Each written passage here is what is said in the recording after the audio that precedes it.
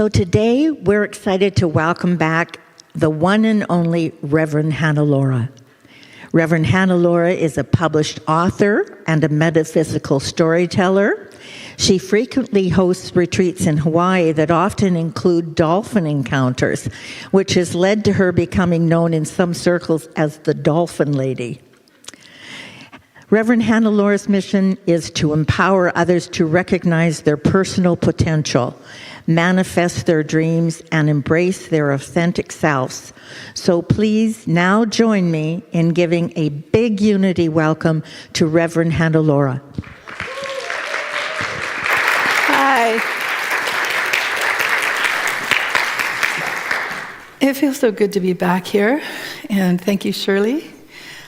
Beverly, that was wonderful. You have a beautiful angelic voice, and Tom, thank you. I also want to acknowledge all of you at home and joining us on Zoom. So this is a time when I will guide you into a brief meditation. So I relax. If you can just close your eyes, relax your body, and just allow the possibility for insights and messages to come through. Focus in on your breath, breathing in deeply. Place your awareness on yourself if there are any healing issues that you're dealing with. Or if there is someone that you love, someone very dear to you, that is going through some traumatic healing, be it physically or emotional situations in their life. I'd like you to consider, if you are dealing with healing situations, to perhaps focus on yourself first. For when we can focus on ourselves and bring the strength and be whole and well, we are more capable and able to be of service in a more profound way for those that we love. For often, when there are situations that are creating a crisis in our lives, we tend to go into fear, and that diminishes our light. So this is where we're being asked to place our trust, to trust that we are not alone, and to trust that there are divine beings always supporting us. Inside every single one of us is a light that shines brightly within our being. That is the light of the Creator. We are an aspect of the Creator. So I'm going to invite you to connect in your imagination to that light within you. If you're focusing on yourself for a healing, be it emotional or physical, imagine yourself as whole. Bring to mind a time when you were vibrant, a time in your life where things were easy, a time in your life when you were in joy. For that is the key, when you are in joy. Focus on that moment. Focus on the details. And if it's not for yourself, focus on that individual that you are praying for now. But rather than praying for, it's to be in gratitude, imagining them as whole, imagining them in joy.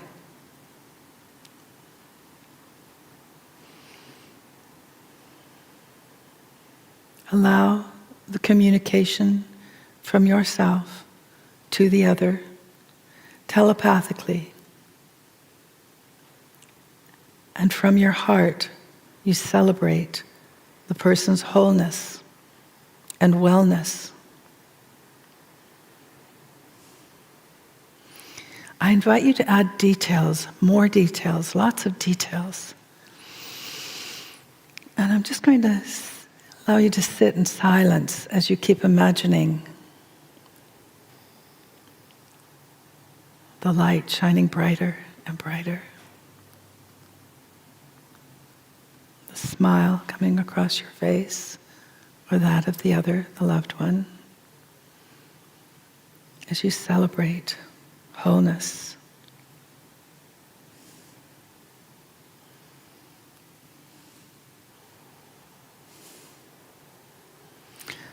Imagine for a moment now that you have just received a download of information.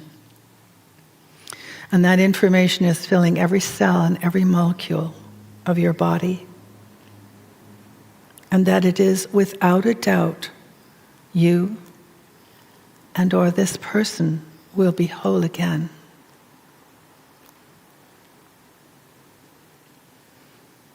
Fully recovered and experiencing something that you have dreamt of, or that they may have desired for a long time. Perhaps imagine now you're going on a vacation, somewhere warm, or somewhere that calls you, somewhere that you have felt at total peace.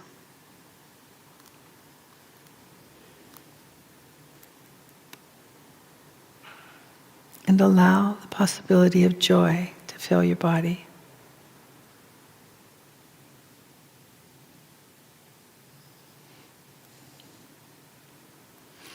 And as you celebrate this healing, this joy, allow for the trust and know that in the infinite wisdom of the Creator, there will be a knowing what is right for all in this experience. When you choose, for every moment we are given choice, when you choose the possibility that anything is possible, to believe in that, to believe in the abundant and plentiful universe, to realize that this body is a miracle, for it has such incredible wisdom that we have barely in our consciousness tapped into.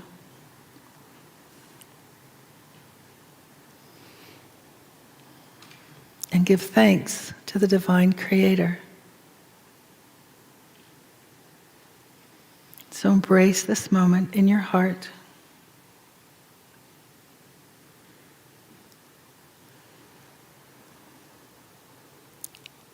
And take a deep breath. And when you are ready, open your eyes.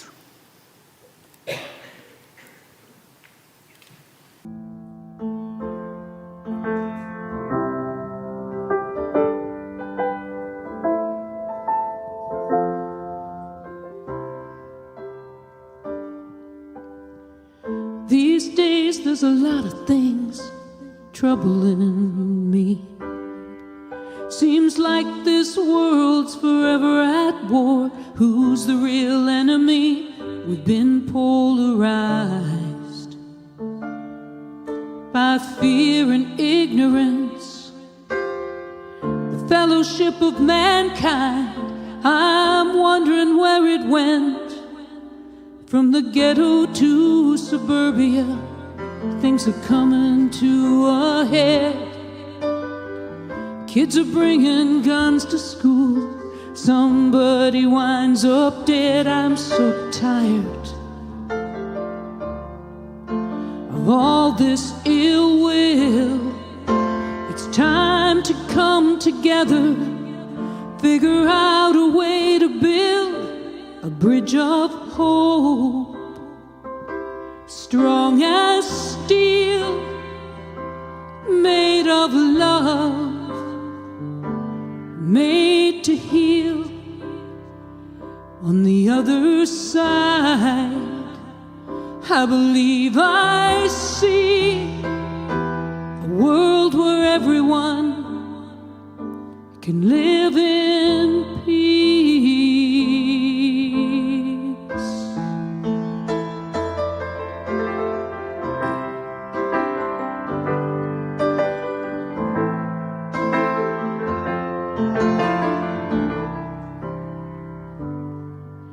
There's so many people walking around angry all the time.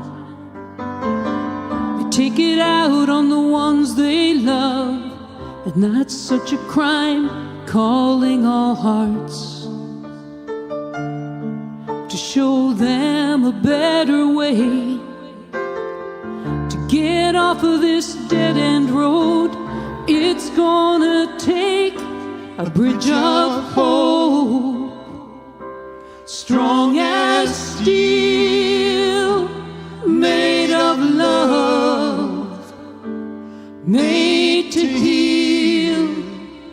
On the other side, I believe I see a world where everyone can live in peace.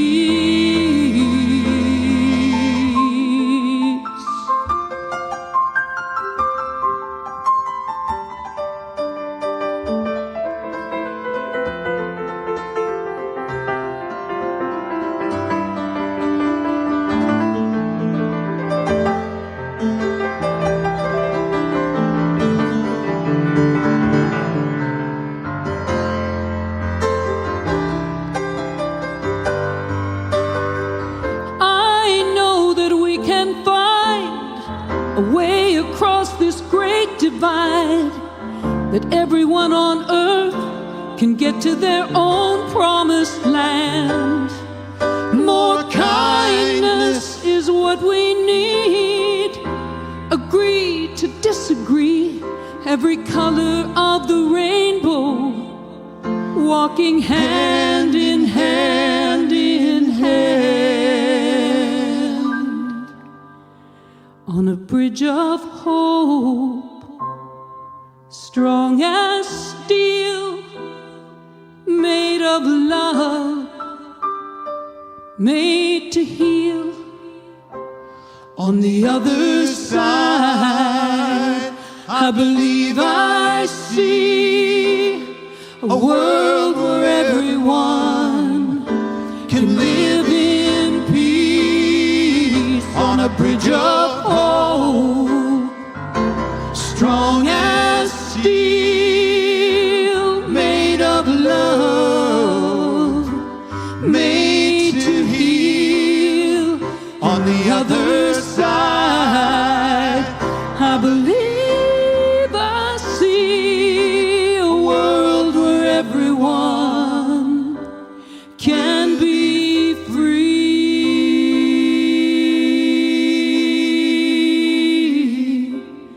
to live in peace.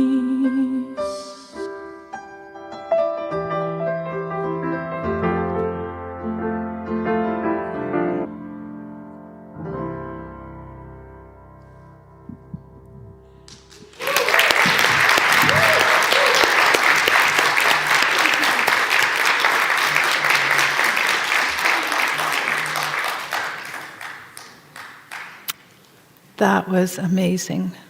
I love that song. Thank you.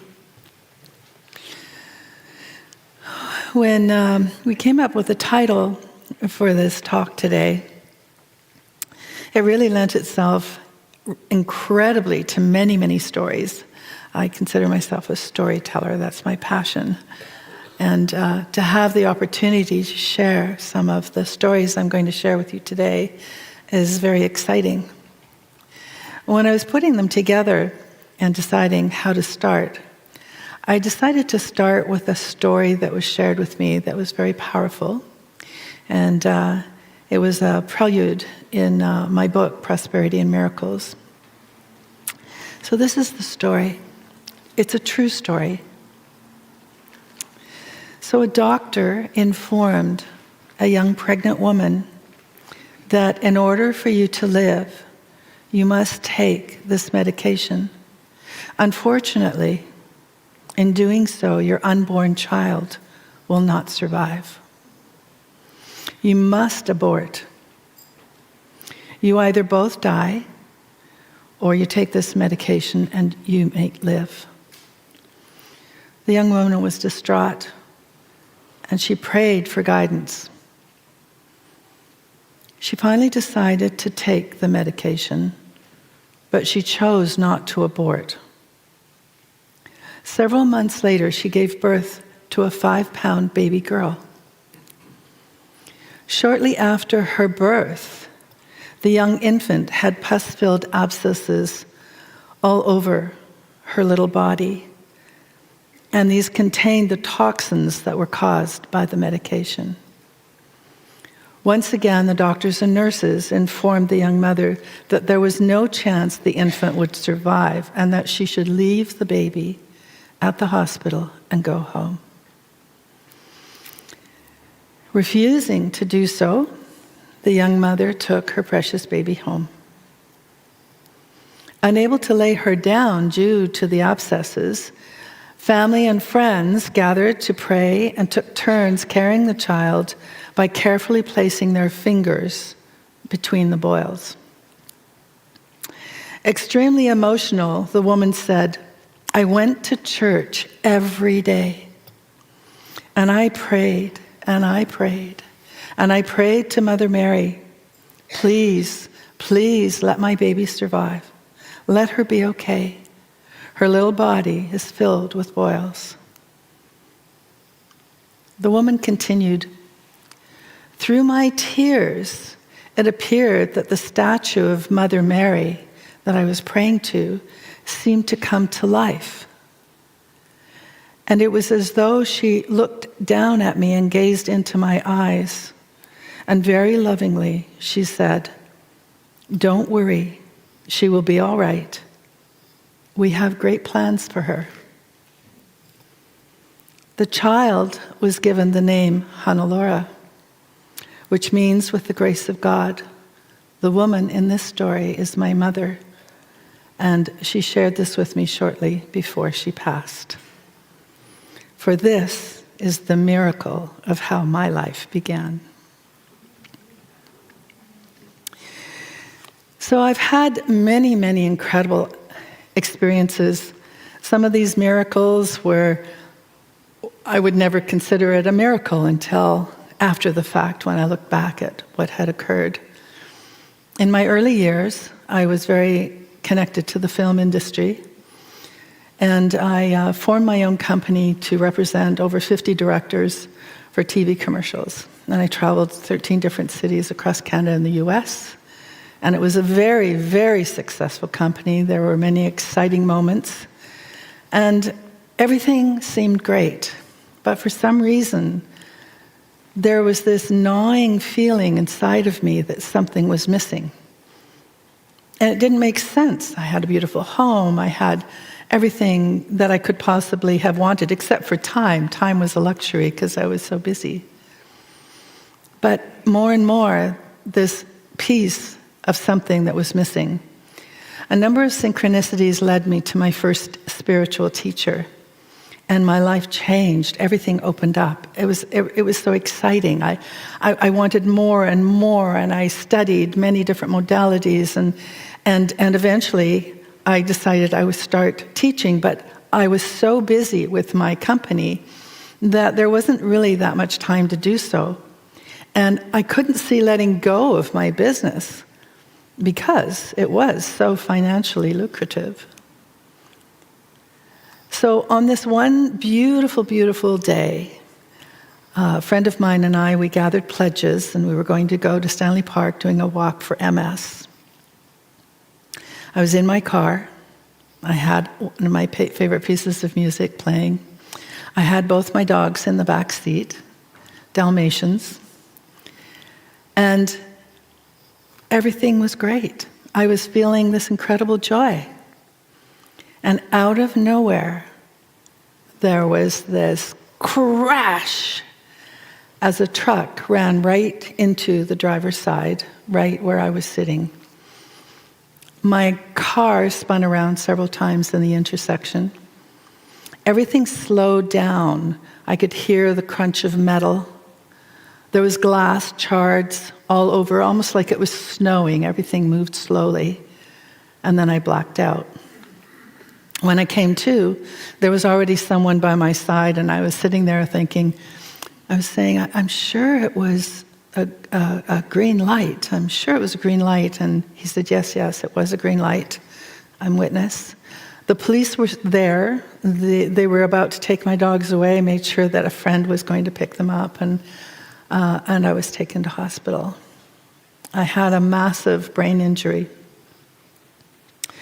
And it was the cognitive function of the left side of my brain was severely damaged. I lost a lot of memory of all kinds of things in my life. And I actually couldn't speak properly. I had to relearn how to speak. I also realized that I couldn't retain the information that I needed to continue the company that I'd created. And bit by bit, I had to let it go. So here I was, there was no income. As I spent the next several years relearning how to speak, doing my spiritual studies, and asking for help. I remember I had a lot of books that really appealed to me, and I would open a page and see the message that was there for me for the day. And I would pray.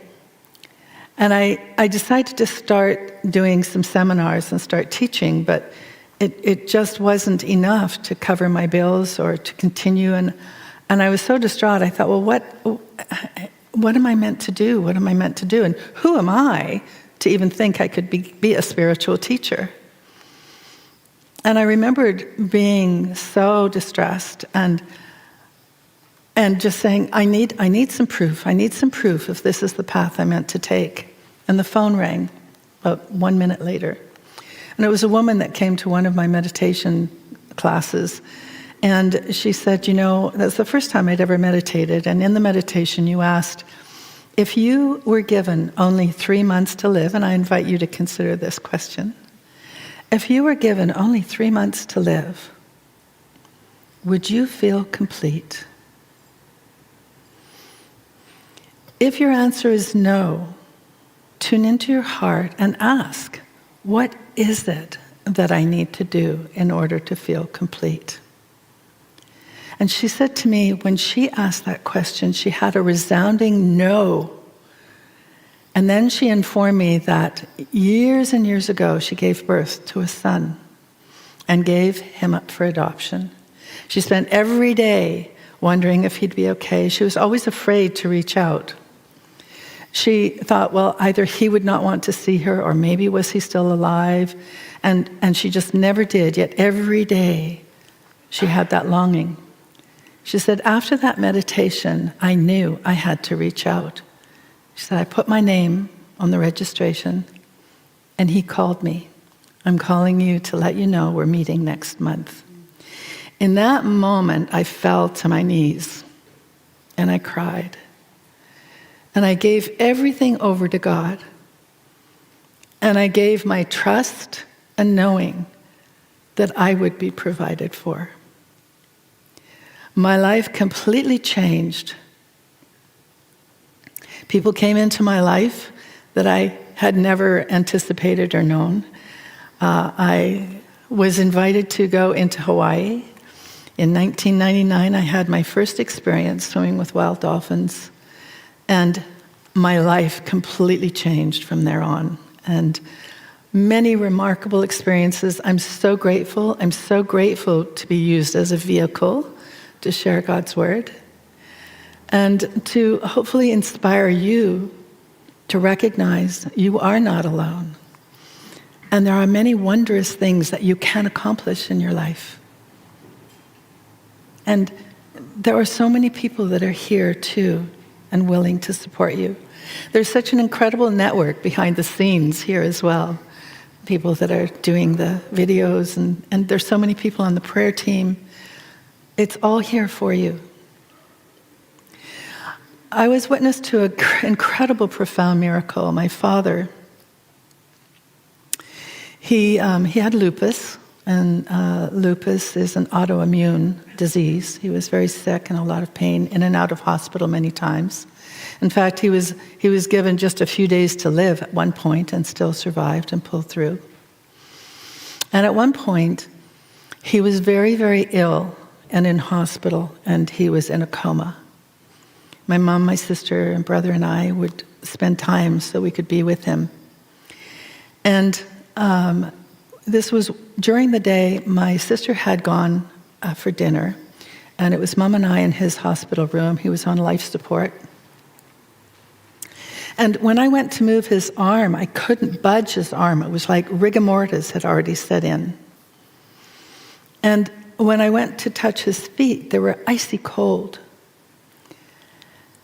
And I remembered a story where James Twyman had gone as a peacekeeper and had witnessed people, putting on costumes, having musical instruments, and all marching for peace and marching and celebrating that peace existed. And I had this quirky image as I was holding my father's feet that all the cells in the bottom of his feet decided to put on costumes and have musical instruments. Go figure, it was just an image that suddenly came to me. And I imagined them marching up his legs and celebrating wholeness, celebrating wellness, and gathering any weakened cells up along with them. And as they marched up his legs, my mom was sitting off to his side, holding his hand. And as they moved up and I reached his chest, his lungs, he started to cough. And I could hear my mother going, oh my God, is he okay? And I knew I had a smile on my face because it just felt so joyful. And I imagined all these cells all working through his lungs and celebrating wholeness, moving up through his throat, his whole body, and his whole body celebrating.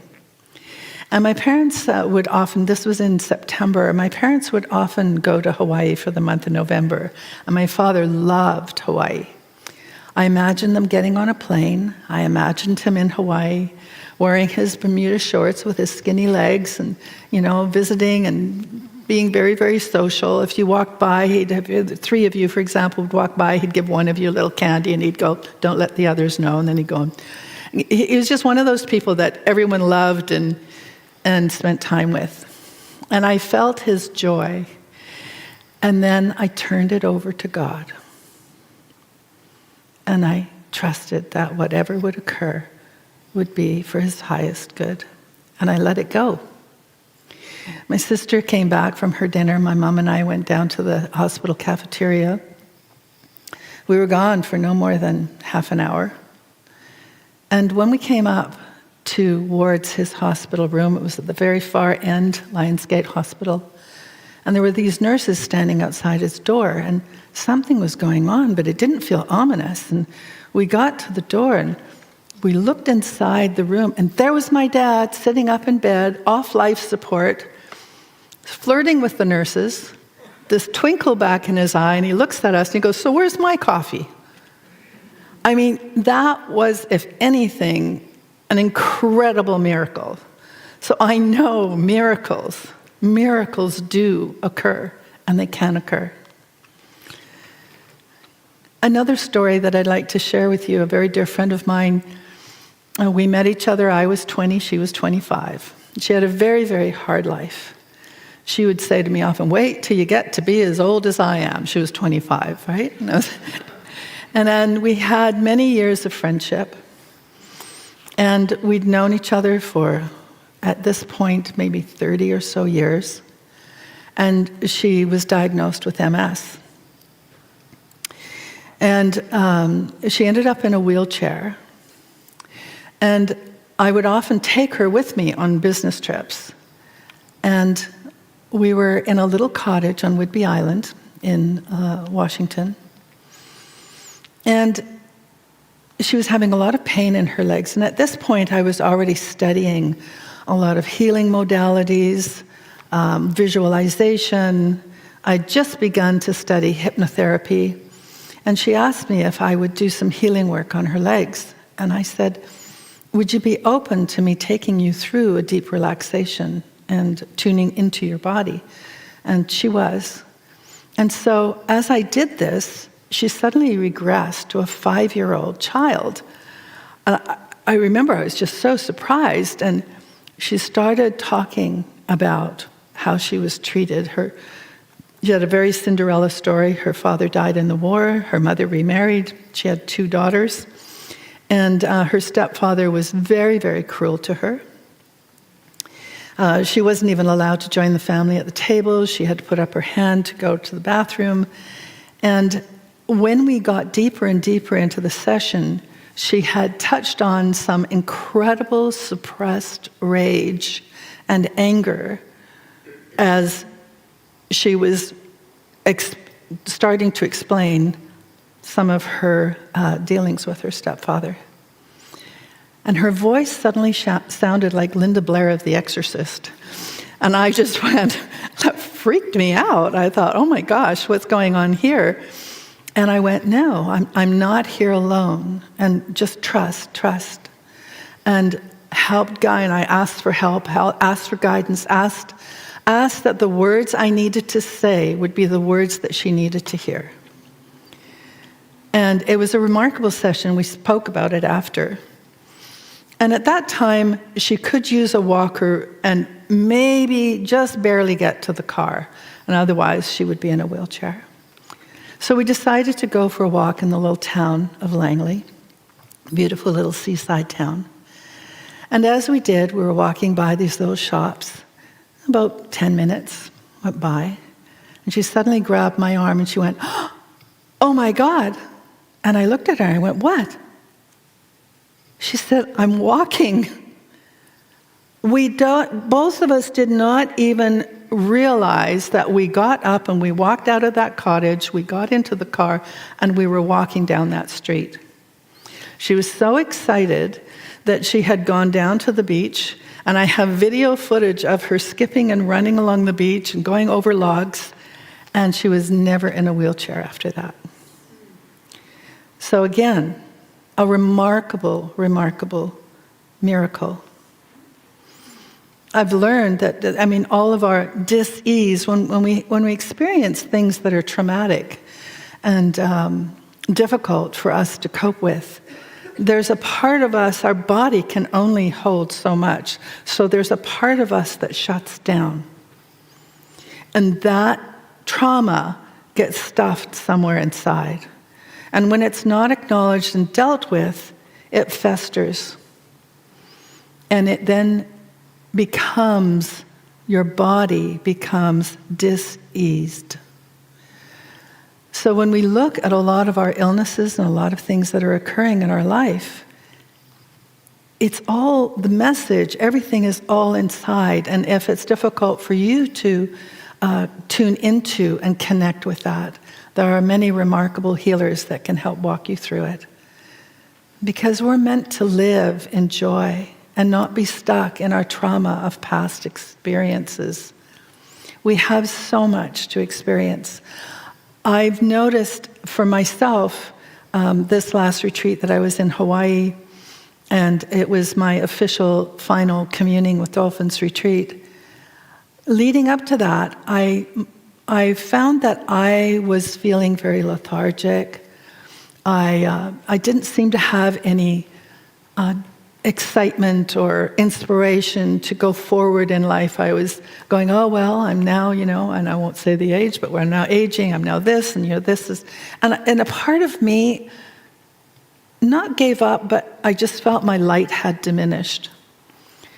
What I've learned and been blessed to have experienced all these years is when you're in a retreat situation, of course the dolphin retreat was remarkable because they are remarkable and bring a lot of joy to you. But when you're sharing time with a group of like-minded people, and this retreat was just, I would say it was one of the top 3 out of several hundred that I have done. It was so fantastic. The group was just lots of laughter, lots of joy. And I'm sitting there looking at the ocean because the house is right at the water, and I'm looking out at the ocean, which is actually a sacred bay known as the Bay of the Gods. It's where the dolphins and whales come to birth their calves. And I could just sit there for hours and just look out at the water. What I realized when I came home is my light lit up And I was so excited, I decided I'm going back to the house. I'm going to do a writer's retreat. So I'll be doing that in November. But it was that knowing, that joy, if you can, whatever it is, if you can find whatever it is that brings you joy. We get so busy with our lives that sometimes we don't know what that joy is. It's been a long time since we've connected. Children, at one time during my growing up years, we spent the entire day playing outside. We'd go outside and we'd play, we'd have our imagination running wild, and there'd be laughter, and then we'd come in. Today, we're all on our phones or getting caught up with busyness, the busyness of life. So there are so many beautiful things. I wanted to share, actually, there's a poem called Awakening by Sunny Carroll. And I know it spoke to me, and perhaps based on what I had gone through, and perhaps you can relate. There comes a time in your life when you finally get it. When in the midst of all your fears and insanity, you stop dead in your tracks, and somewhere the voice inside your head cries out, enough. Enough fighting and crying or struggling to hold on. And like a child quietening down after a blind tantrum, your sobs begin to subside. You shudder once or twice. You blink back your tears, and through a mantle of wet lashes, you begin to look at the world from a new perspective. For this is your awakening.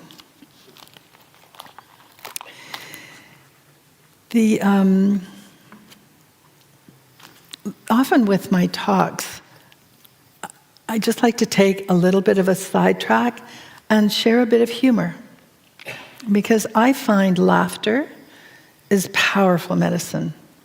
And I find it's like an immune booster. So I call this my little immune booster. So this is a couple from Vancouver decided to go to Hawaii to get away from a particularly rainy and cold winter to enjoy some sunshine and warmth. They planned to stay at the same hotel, which was the one that they went to for their honeymoon some 20 years before. And because both their schedules were hectic, they weren't able to get on the same flight. So the husband decided he would fly to Hawaii on a Thursday, and his wife would follow him the next day. Upon arriving as planned, the husband checked into the hotel, and in his room there was a computer, so he decided to send his wife an email. However, he accidentally left out one letter in her address, and he sent the email without realizing his error. Meanwhile, in Calgary, a widow had just returned from her husband's funeral. Her husband was a minister who passed away due to a heart attack. The grieving widow decided to check her emails, expecting messages from relatives and friends. Upon reading the first message, she screamed. The widow's son rushed into the room and found his mother distraught as she pointed to the computer, and he saw the computer screen which read, "To my loving wife." Subject, "I've arrived." Message, "You're probably surprised to hear from me. They have computers here now. I thought I would send this message to you to let you know I've just arrived, and I see that everything has been arranged for your arrival tomorrow. I am looking forward to seeing you then. I hope your journey is as uneventful as mine was. P.S. It sure is hot here."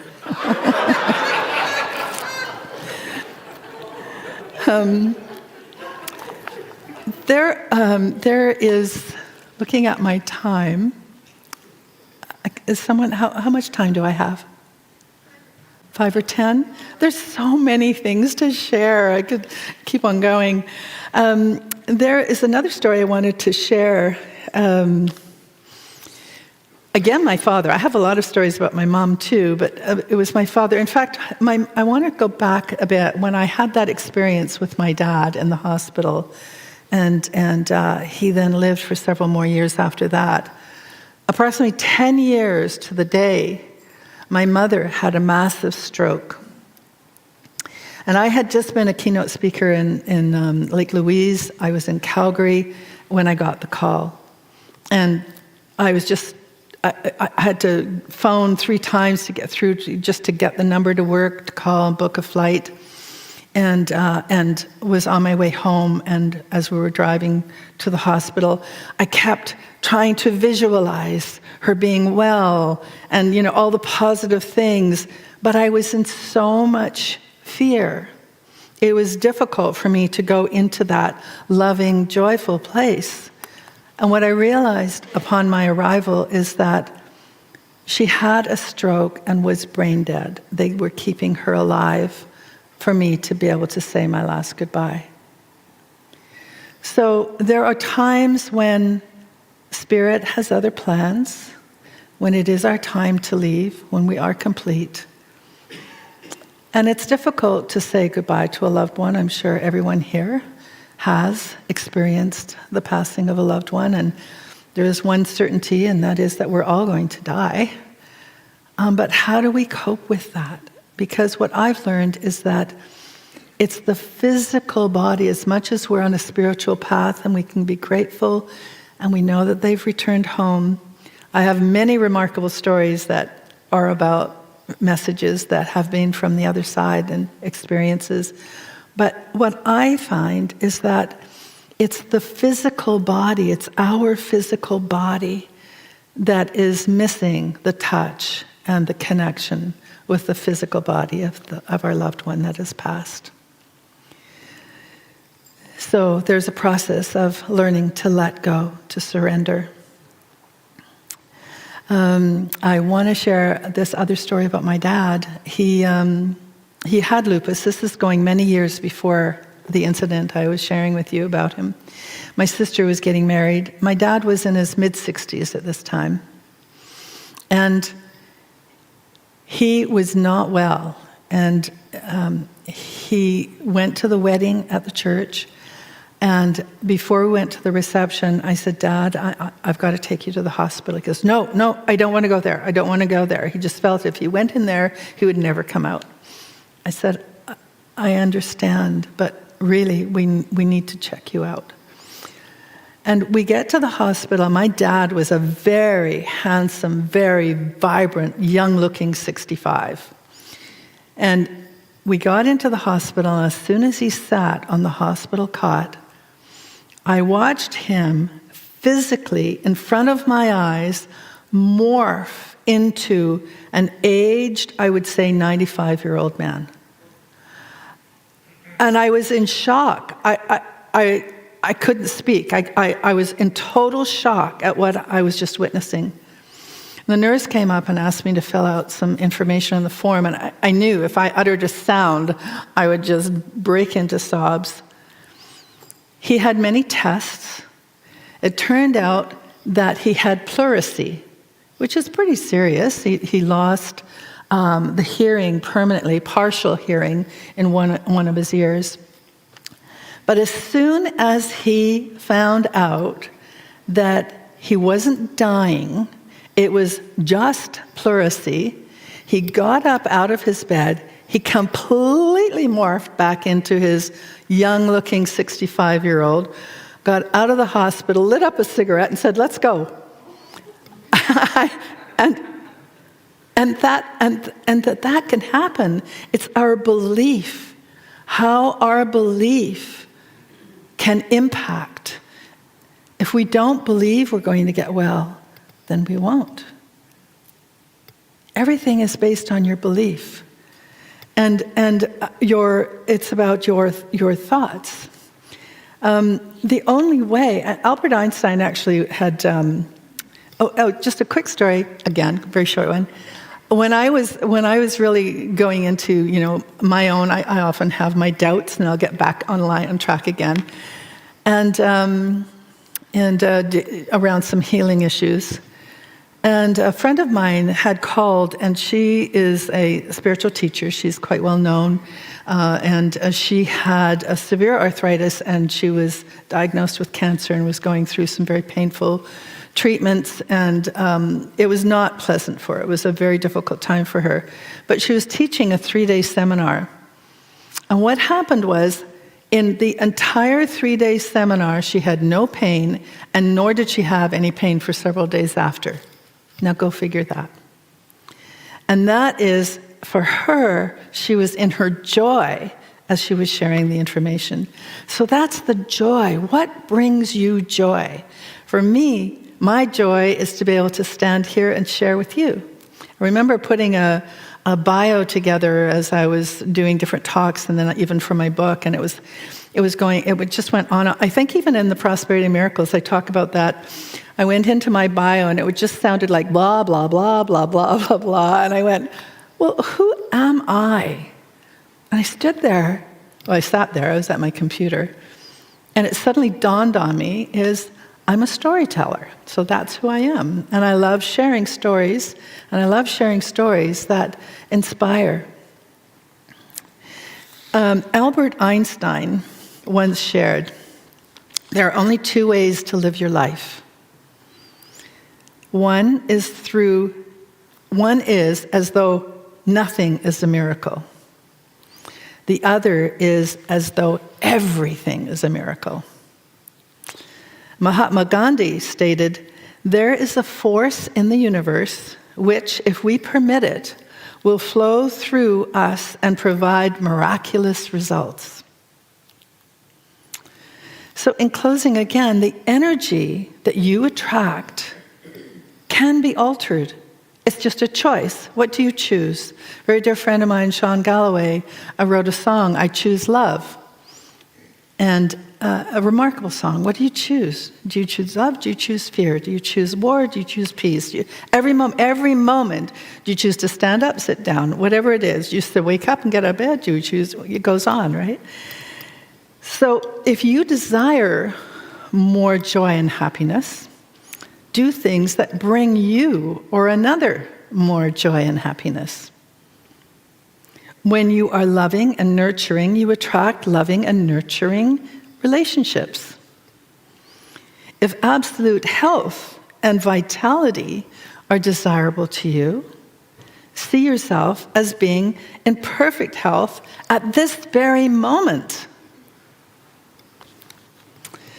So I would say, may the blessings of light and love be upon you.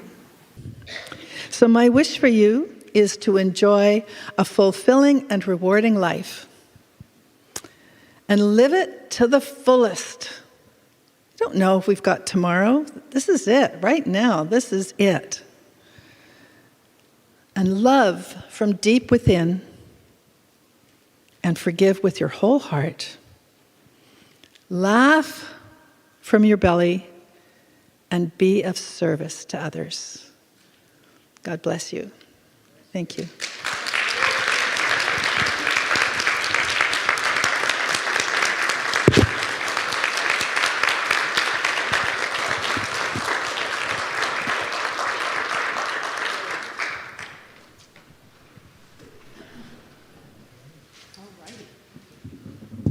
Thank you. That was wonderful. Thank you so much. So inspiring. Okay.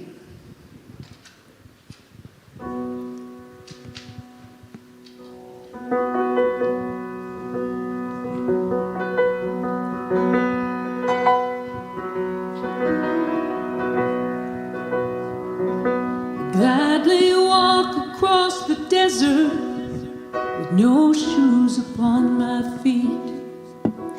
Share with you the last bite of bread I had to eat. I would swim out to save you in your sea of broken dreams. When all your hopes are sinking Let me show you what love means. Love can build a bridge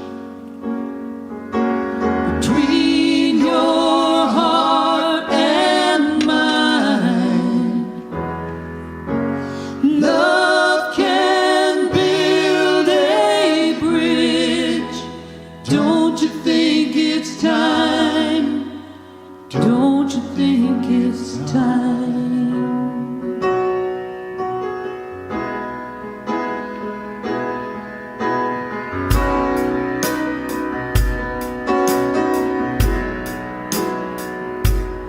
I would whisper love so loudly every heart could understand that love and only love can join the tribes of man.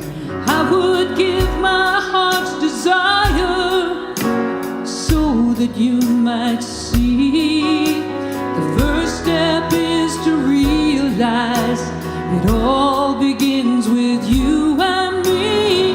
Love can build a bridge between your heart and mine. Love can build a bridge. Don't you think it's time? Don't you think it's time?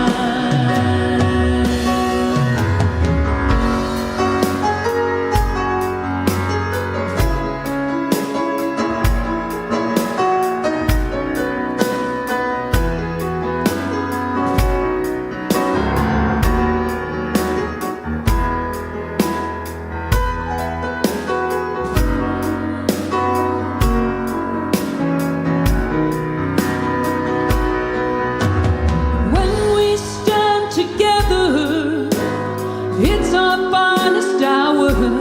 We can do anything, anything. Keep believing in the power. Love can build love and only love between your heart and mine. Love can build a bridge. Don't you think it's time?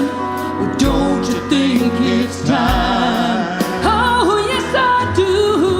Love can build a bridge. Love and only love between your heart and mine. Yes, I do. Love can build a bridge. Don't you think it's time? Don't you think it's time? Don't you think it's time? Don't you think it's time? Don't you think it's time? Don't you think it's time?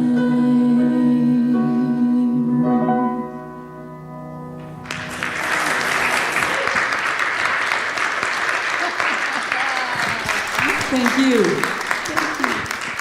So let's give it up one more time for Beverly and Tom.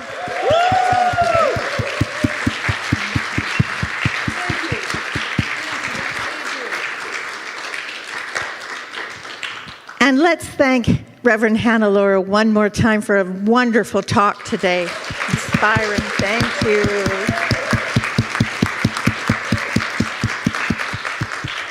I love stories. I love hearing them.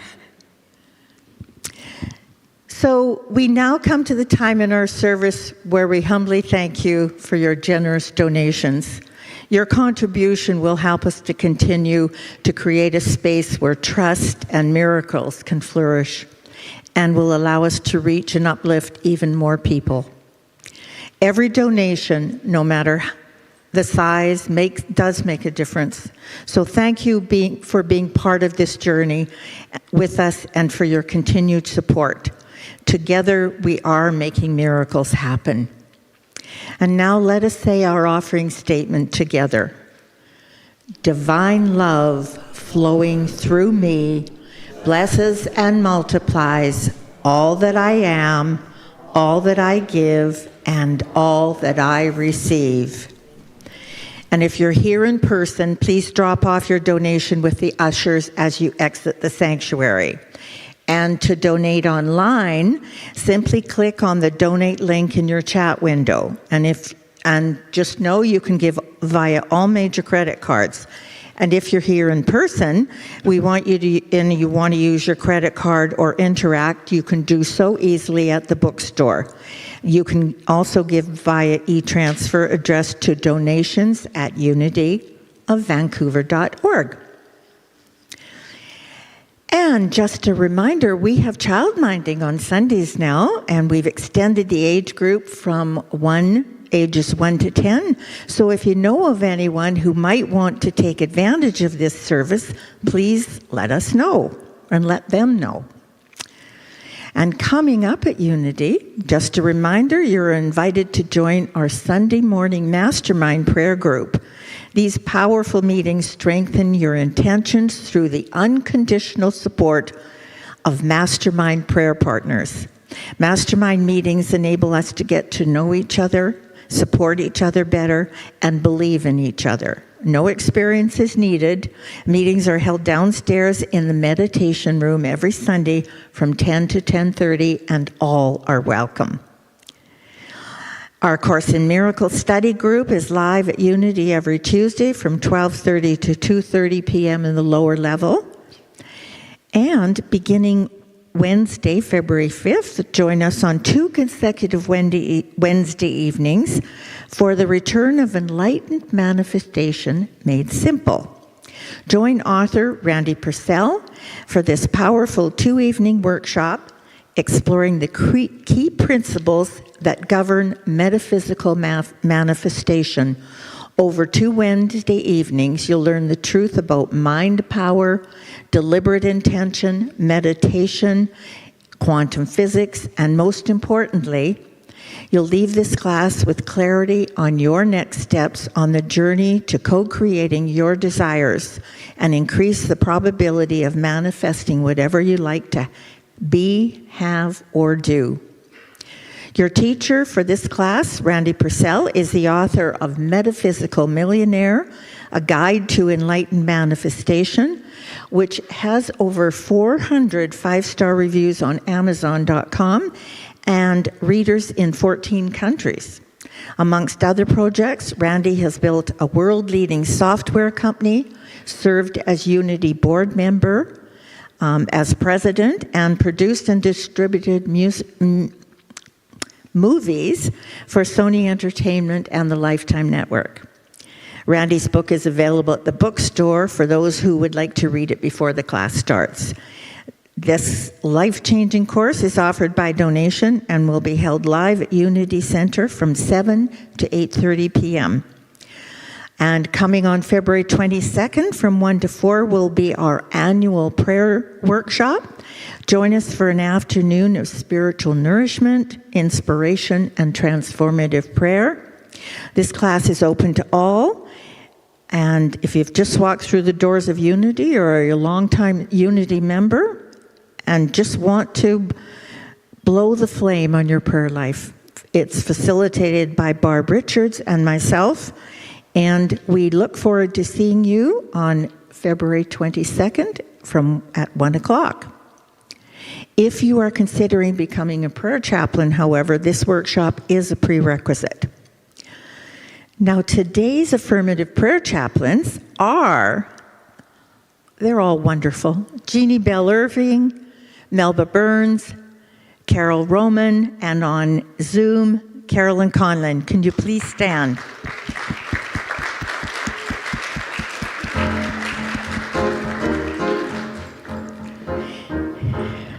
To have a confidential prayer with one of the chaplains, simply come up to the front after all the music's finished, and they'll be here supporting you in prayer, and know that everything is held in the strictest of confidence. If you're on Zoom and wish to has the support of a prayer chaplain. I'll show you how in just a few minutes. And now, as we bring our gathering to close, one last thing. Reverend Hannelore has some books for sale out back, and if you're really lucky, you will get it signed by her. So now let's join together as we close with our prayer for protection, followed by our peace song. Together, the light of God surrounds us, the love of God enfolds us, the power of God protects us, the presence of God watches over us. Wherever we are, God is, and all is well.